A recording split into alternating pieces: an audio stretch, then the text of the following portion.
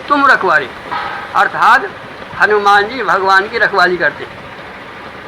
बिना हनुमान जी के आज्ञा से, बिना उनके एप्लीकेशन से आप अंदर प्रवेश, जैसे मोदी से मिलना हो, योगी से मिलना हो, तो क्या करेंगे आप? वहाँ जो पहरेदार होंगे, बड़ी पहुँच, मतलब साधारण योगी से और मोदी से आप मिल नहीं सकते, बड़ी ही मिन्नत करनी पड़ेगी और सीधा आप मिल नहीं सकते। इसी तरह से भगवान, और हमें, हमारा लक्ष्य क्या है? हमें मोदी और योगी तो छोड़ दो, हमें उससे मिलना है जिससे सारे मोदी और योगी पैदा हो रहे हैं। ध्यान देना जरा, हमारी पहुंच कहाँ तक चलनी है, हमें कहाँ चलना है? हमें उस परमात्मा के पास जाना है, उस परमात्मा से मिलना है जिसकी रक्षा हनुमान जी करते हैं। तो कहने का तात्पर्य हमारा ये है, यदि हनुमान जी की हम उपासना नहीं करेंगे तो हम भगवान के पास नहीं जा सकते। इसलिए हमारे महाराज साहब जो है नित्य प्रति जो है हर मंगल को सुंदरकांड करते हैं। हाँ, ममता जी हर मंगल को हनुमान जी की कथा सुनाती, और हम आप लोग भी सब बैठ करके हनुमान जी की चर्चा करते हैं। क्यों? कारण उसका ये है कि राम दुआरे तुम रखवारे। तो आइए, हनुमान जी का अर्थ क्या होता है? अब थोड़ा सा इसका, ये तो हुआ भक्त पक्ष, अब इसका थोड़ा सा अध्यात्म पक्ष ले। हनुमान का अर्थ होता है जो मान से रहित हो जाए, जो सारे अभिमानों को गला दे, वही अंदर प्रवेश कर सकता है। और जब तक हमारे आपके अंदर कुछ भी अहंकार रहा, और अहंकार का मतलब ये है कि आप कुछ अपने को समझ रहे हो, ध्यान देना। एक मिट्टी जो है वो साधारण अपनी अवस्था में है, और जरा सा भी उसमें कुछ निर्माण हुआ तो वो मिट्टी से अलग हो गया, चढ़ गया अहंकार। मिटा दे हस्ती जो कुछ मरतबा चाहे, दाना खाक में मिलकर गुल गुलजार। यदि हम आप कुछ बने तो समझो कि हम परमात्मा से अलग हो गए। हमारा आपका जरा सा भी उद्गम हुआ, लहर सागर से जरा सा भी लहर उठी तो समझो कि लहर और सागर दो हो गए। यदि सागर में प्रवेश करना है उसको, तो उसका लहरपन, जो अहंकार जो कहती है मैं लहर हूँ, बस इसको मिटाना होगा। और यही हमारा अहंकार है कि मैं ये हूँ, मैं ब्राह्मण हूँ, मैं क्षत्रिय हूँ, मैं वैश्य हूँ, मैं संत हूँ, मैं योगी हूँ। बस जहाँ मैं लग गई, कुछ बन गए आप, तो समझो कि परमात्मा से आप हट गए। हनुमान 24 घंटे भगवान के पास रहते हैं। क्यों? इसलिए कि अपने को भूले हुए हैं। उनका क्या करते हैं? वो कहते हैं सुमिरे पवन सुत पावन नाम, अब अपने बस करी राख्यो राम। अर्थात भगवान का नाम लेकर के उन्होंने भगवान को अपने बस में कर लिया। अब देखिए, मान लीजिए थोड़ी देर के लिए ये पहले सापी है, और इसका थोड़ा सा भी जो है इसमें निर्माण हुआ, तो ये क्या हो गई? गांठ हो गई। अब बताओ, गांठ से साफी, ये इसको क्या कहेंगे हम? इसको हम कहेंगे गांठ। और ये गांठ होते ही ये साफी का नाम खत्म। ऐसे ही हम आप आदमी बन गए, हम ब्राह्मण वैश्य बन गए, हम स्त्री पुरुष बन गए। बस उसमें जहाँ बना तो वो उससे जो है वो दूर हो गया। तो करना क्या है हमें? अब बनने का मतलब क्या है? बनने का मतलब है कि ये गांठ जब बनी तो इसका रूप बन गया और इसका नाम हो गया, और इसका हमारा आपका भी नाम है। हम फलाने हैं, हम कहते हैं हम डॉक्टर हैं, हम रज्जन हैं, हम राजू हैं, हम मार साहब हैं। नाम हो गया ना आपका, और रूप दिखाई देने लगा। रूप भी हो गया और नाम हो गया। बस यही नाम और रूप हमारा आपका परमात्मा से अलग हो गया। यदि इसका नाम और रूप चला जाए, हम डॉक्टर साहब कहें कि देखिए भाई इसका जो है नाम नहीं लेना आपको और रूप नहीं देखना, तो फिर क्या है ये? नाम और रूप चले जाए क्या फिर ये? साथी है ना। तो हम आप कहाँ पर अटके हैं? हम आप अटके हैं नाम और रूप में। जब तक हमारा आपका भी ये नाम है और ये रूप है, तब तक हम अपने साफी पने से, ब्रह्म पने से, परमात्मा पने से अलग हो। यद्यपि ये इसी में है, लेकिन नाम और रूप के कारण ये अलग हो गई। इसका नाम हो गया गाठ, है ना। तो अब प्रश्न ये उठता है कि क्या ये संभव है कि हम नाम और रूप खो दें? अब हम आपसे प्रश्न पूछते हैं कि जब आप सोते हो डॉक्टर साहब, तो आपका कुछ नाम रहता है वहाँ, रूप रहता है वहाँ, लेकिन नाम और रूप चले जाने के बाद फिर भी कुछ होता है कि नहीं होता वहाँ? जिसका नाम और रूप चला गया तो फिर क्या है फिर वहाँ? साबित है ना। लहर का नाम और रूप चला जाए तो फिर सागर सागर है कि नहीं हुआ? नाम और रूप से खड़ी हो गई वो। इसी तरह से हमारा आपका नाम हो गया और रूप हो गया, तो हम आप आकर के संसारी बन गए और इससे अलग हो गए। यद्यपि गांठ साफी से अलग नहीं हो सकती। कहते हैं बंदे को खुदा मत कहो, इस गांठ को आप अभी साफी न कहो, ठीक है। आप अपने को ब्रह्म न कहो, ठीक है। क्यों? कि हमें ये दिखाई दे रहा है, हमें ब्रह्मपन तो दिखाई नहीं दे रहा। इस गांठ को साफी नहीं दिखाई दे रही। क्या दिखाई दे रही है? अपनी गांठ दिखाई दे रही है। हमें आपको क्या दिखाई दे रहा है? हमें आपको ये दिखाई दे रहा है, ब्रह्मपन दिखाई नहीं दे रहा। तो कहते हैं ठीक है, अच्छी बात है, लेकिन अभी बंदे को खुदा मत कहो। बंदा खुदा नहीं, लेकिन ध्यान रखो कि बंदा खुदा से जुदा नहीं। इतनी बात मान लो अभी। ये भले ही अपने को गांठ कहे, लेकिन गुरु बता रहा है कि तुम ठीक है गांठ हो, लेकिन मेरी बात मान लो कि तुम साफी से अलग नहीं हो सकते, तुम साफी में ही हो। इसी तरह से हमारा आपका शास्त्र कहता है कि तुम मेरी बात मान लो, अपने को खुदा मत कहो, ठीक है, क्योंकि तुम खुदा कह नहीं सकते, क्योंकि तुमको खुदा दिखाई नहीं देता। मैं भी स्वीकार करता हूँ कि तुम अपने को ब्रह्म नहीं कह सकते। ये गांठ अपने को साफी नहीं कह सकती, क्योंकि उसको गांठ दिखाई दे रही है, साफी दिखाई नहीं दे रही। हमें आपको अपना शरीर दिखाई दे रहा है, अपना रूप दिखाई दे रहा है, लेकिन इसके अंदर जिससे ये बन रहा है उसका अभिभाव में तुम्हें पता। तो शास्त्र कहता है मेरी बात मानो कि बंदे को खुदा मत कहो। बंदा खुदा नहीं, लेकिन खुदा के नूर से बंदा जुदा, इससे ये अलग नहीं है। ये गांठ है, ये साफी, ऐसा नहीं कह सकते। ये लहर है, ये जल, ऐसा नहीं कह सकते। हम ये हैं और परमात्मा वो है, नहीं, ऐसा नहीं कहना।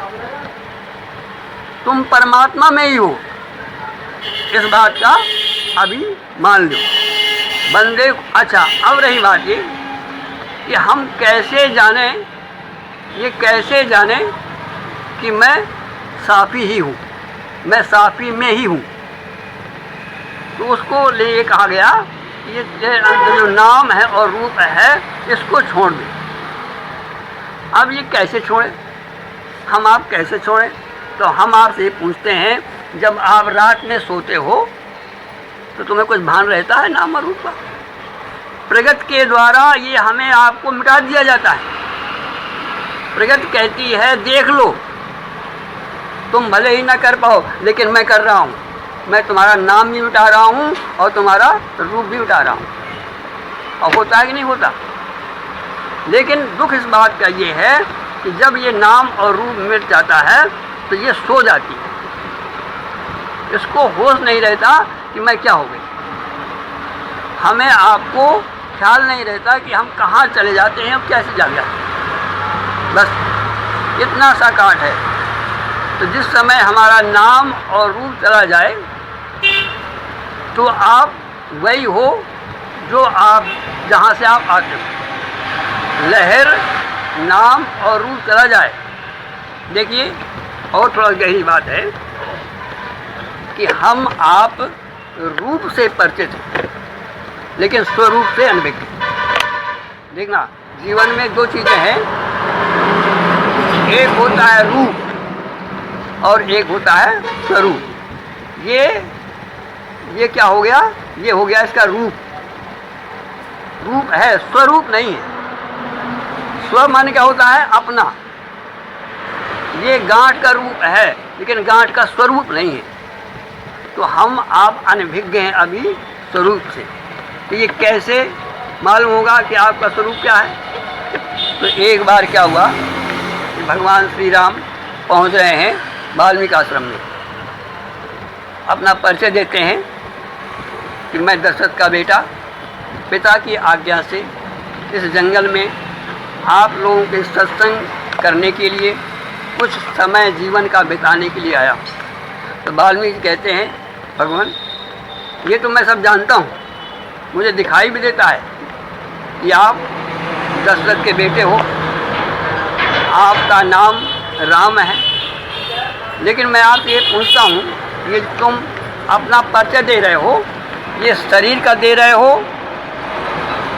ये रूप का दे रहे हो या स्वरूप का दे रहे हो?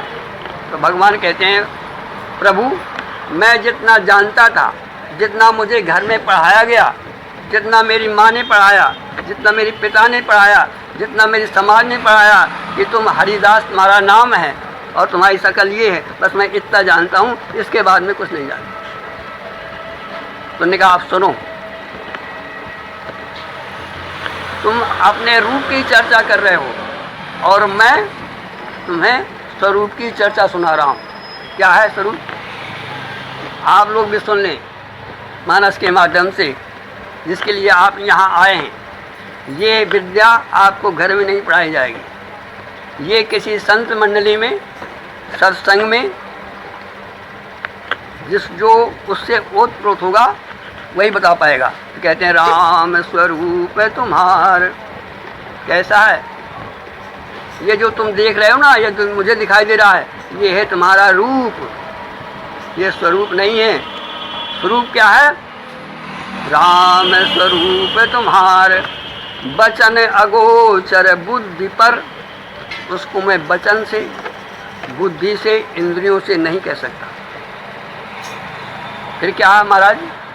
राम स्वरूप तुम्हार, बचन अगोचर बुद्धि पर, अविगति अकथि अपार। अपार है, उसका कोई पार नहीं।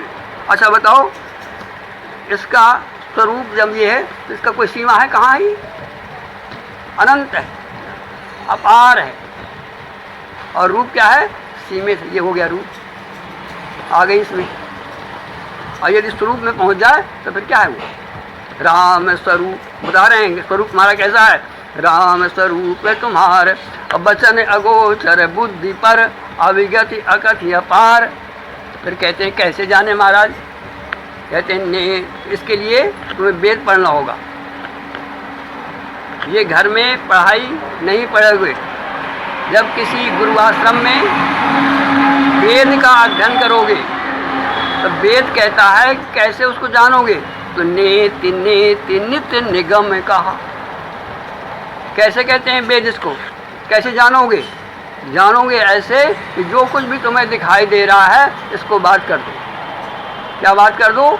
इसका नाम और रूप बात कर दो। जो तुम्हें दिखाई दे रहा है ये तुम नहीं हो, जो इसको देख रहा है वो तुम हो। अच्छा ये बताओ, ये गांठ है, कौन कह रहा है कि ये गांठ? इसके अंदर जो बैठा है वही तो कह पाएगा। इसके अंदर सांप ही है कि नहीं?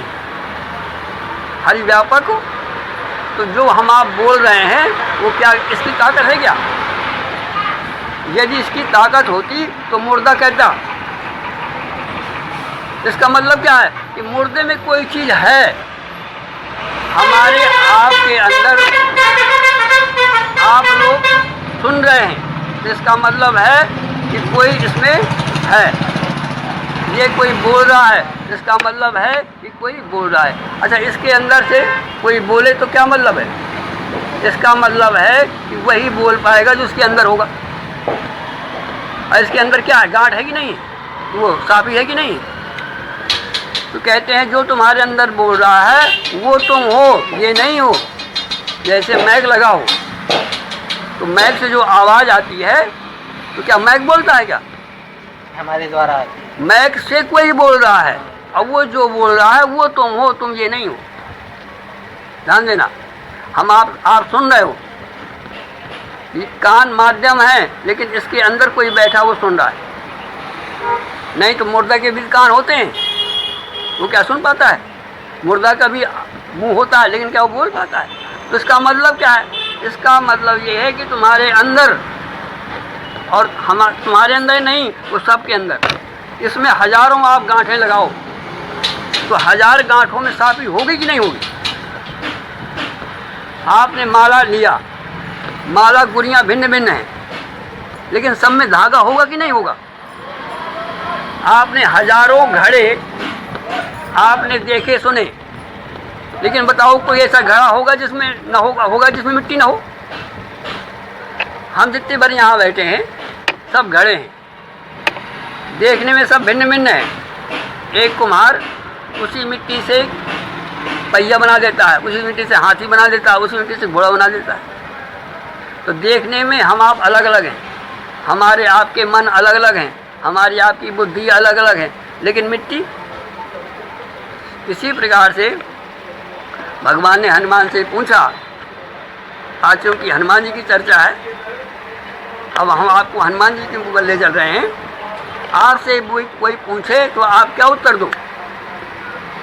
आपको हमें एक सीख मिलती है, जिस समय भगवान ने पूछा कि हनुमान अपना परिचय दो, तो कहते हैं भगवान मेरे बारे में आप सब जानते हैं, लेकिन आज मुझसे आप परीक्षा ले रहे हैं मेरी। तो देखिए मैंने क्या समझा है, क्या मैंने सीखा है, क्या मैंने जाना है, मैं आपसे बता रहा हूँ। तो कहते हैं भगवान आप यदि देही दृष्टि से पूछते हो तो आप मेरे मालिक हो, मैं आपका सेवक।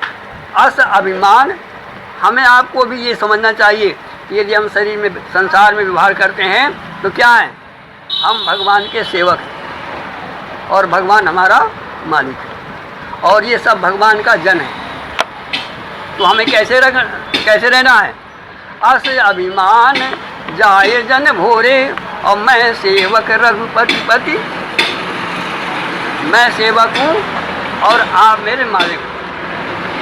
उन्होंने कहा हनुमान तुम और कुछ जानते हो। उन्होंने कहा हाँ भगवान, मैं ये जानता हूँ कि मैं ईश्वर अंश, आप ईश्वर हो और मैं आपका अंश हूँ, मैं आपका पुत्र हूँ, आप मेरे पिता हो।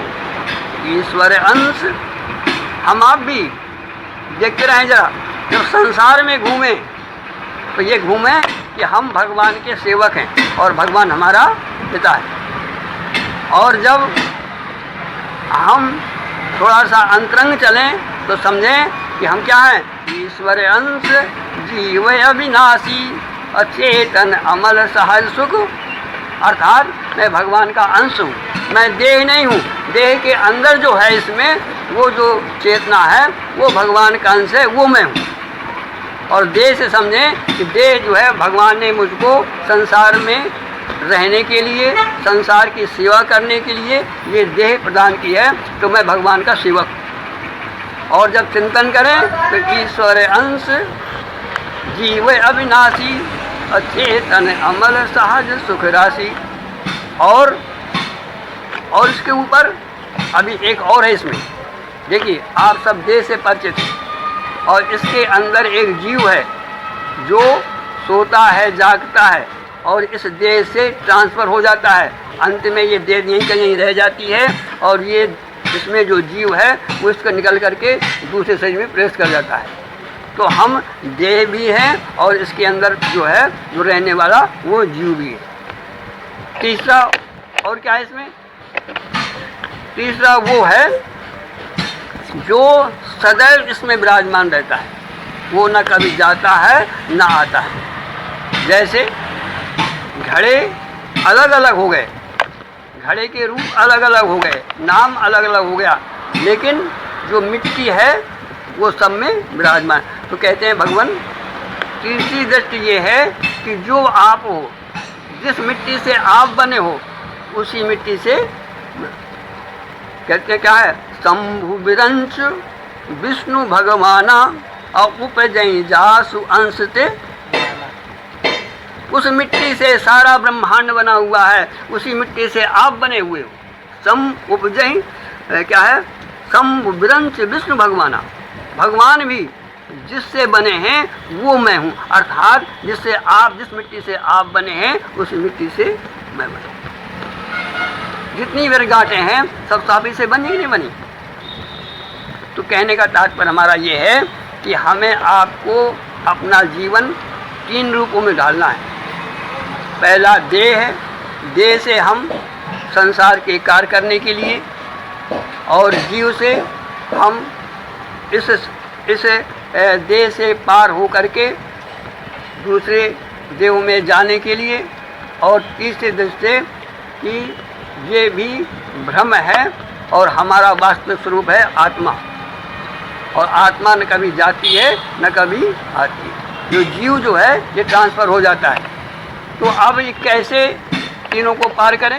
तो कहते हैं देखिए, और थोड़ी सी गहराई में हम आपको ले चलें कि जब हम संसार में घूमते हैं तो हम इस देह का प्रयोग करते हैं। ध्यान देना डॉक्टर साहब, जब संसार में घूमते, जैसे आप यहाँ आए, देह न होता तो क्या आप आते यहाँ? नहीं आ पाते। तो ये देह हमें यहाँ के लिए, जाने आने के लिए ये मिली हुई है। अब तो क्या है कि हम देह से हम जाते आते हैं, ये हुआ वाहन। अब इसमें जो जीव बैठा हुआ है ये कैसे जाता है? ये जाता है सूक्ष्म शरीर से, वहाँ भी शरीर, ये हुआ स्थूल शरीर। इस स्थूल शरीर से हम इस संसार में भ्रमण करते हैं, ध्यान देना। और जो इस सूक्ष्म शरीर होता है उससे हम इस शरीर से ट्रांसफ़र होकर के लोक परलोक में, और कल्पना से हम यहाँ दिल्ली, बम्बई, लखनऊ घुमाते हैं। शरीर यहीं बैठा रहता है, लेकिन सूक्ष्म देह से हम जो है कहीं का कहीं जा सकते हैं। बल्कि यहाँ तक समझो, यहाँ से हम जो है दूसरे देह में भी सूक्ष्म शरीर से जाते हैं। ये देह यहीं बना रहता है, ये साधन आपका यहीं तक का है, इसी लोक तक का है, ये परलोक नहीं जाएगा। लेकिन जो सूक्ष्म शरीर इसमें है उससे आप कहीं का कहीं जा सकते हैं। और फिर तीसरा शरीर होता है कारण शरीर। तो कारण शरीर का मतलब ये है कि ये दोनों भ्रम है। फिर क्या है, कारण शरीर कैसे समाप्त होगा? कारण से ऐसा लगता है कि जैसे हम इस संसार में घूम रहे हैं। फिर सूक्ष्म से ऐसा लगता है कि हम यहाँ से दूसरे शरीर में जाते हैं। और कहते हैं जब कारण का भी भेदन हो जाता है तब फिर ये होता है वास्तव में न हम कहीं जाते हैं न कहीं हम आते हैं। ये दोनों भ्रम है। क्यों? इसलिए कि वो जो तत्व बैठा हुआ है तीसरा वाला, जिसकी तत्व दृष्टि कहते हैं, वो न कहीं जाता है न कहीं आता है। तो हमें आपको इन दोनों को यहीं पर स्थगित कर देना है। और यदि परम लक्ष्य को प्राप्त करना है, तत्व दृष्टि को प्राप्त करना है, तो इस शरीर को यहीं रहने दो और उस सूक्ष्म शरीर को भी बात कर दो और अज्ञान अवस्था में आ जाओ। तो फिर आपका कहीं न जाना कहीं ना आना है। देखिए, आपका लड़कपन चला गया, आप नहीं गए। आपकी जवानी चली गई, आप कहीं नहीं गए। आपका जागृत चला गया, आप कहीं नहीं गए। स्वप्न चला गया, कहीं नहीं गए। नींद चली गई, आप कहीं नहीं गए। जन्म हुआ, आप कहीं नहीं गए। मृत्यु हुआ, कहीं नहीं। ये सब देख जाता है। आत्मा कहीं न जाती है और कहीं न आती है। जैसे आकाश ऐसा लगता है जो घड़े में होता है राजू, तो ऐसा लगता है कि हम आकाश को लिए घूम रहे हैं, लेकिन कहीं आकाश जाता आता है क्या? तो हमारी जो तीसरा जो तत्व दृष्टि है, जो तत्व है, वो न कहीं आता है न कहीं जाता है। लेकिन ऐसा हमें लगता है कि हम जाते हैं और आते हैं। जैसे घड़े को ले जाओ तो घड़ा जाएगा, लेकिन आकाश नहीं जाएगा। आकाश न जाता है न आता है। आकाश सर्वव्यापक है। तो हनुमान जी कहते हैं, प्रभु मैं देह दृष्टि से आपका सेवक हूँ, जीव दृष्टि से मैं आपका अंश हूँ, और तत्व दृष्टि से न कहीं मेरा जाना है नहीं कहीं आना है, जिससे आप बने हो उससे मैं बना हूँ। बोलो वृंदावन बिहारी लाल की जय। इस तरह से अपने को बार बार चिंतन करते हुए आप अपने असली स्वरूप को, अपने वास्तविक भाव को, अपने ब्रह्म भाव को, अपने मिट्टी भाव को प्राप्त कर लो।